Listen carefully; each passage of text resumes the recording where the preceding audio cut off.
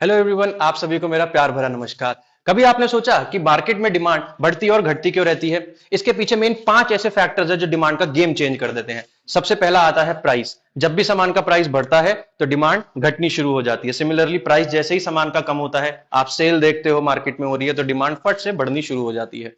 दूसरा, इनकम।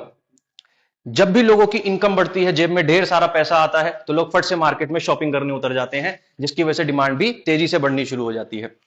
तीसरा, substitute goods, यानी कि ऐसे सामान जहां पर हमारी डिमांड को पूरा करने के लिए एक सामान की जगह पे दूसरे सामान का इस्तेमाल किया जा सकता है। उदाहरण के तौर पे कोक और पेप्सी।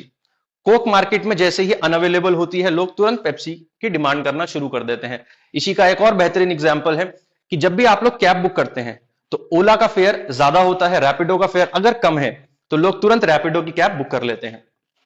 अगला फैक्टर आता है कॉम्प्लीमेंट्री गुड्स, यानी कि ऐसे सामान जो हमारी डिमांड को पूरा करने के लिए जिन सामानों को साथ में इस्तेमाल किया जाता है, जैसे कि मोबाइल और चार्जर, दोनों की रिक्वायरमेंट साथ में ही होती है। सिमिलरली कार और पेट्रोल, जब भी गाड़ी का प्राइस महंगा होता है तो गाड़ी की डिमांड कम होने की वजह से पेट्रोल की भी डिमांड कम होनी शुरू हो जाती है। इन्हें कॉम्प्लीमेंट्री गुड्स कहा जाता है।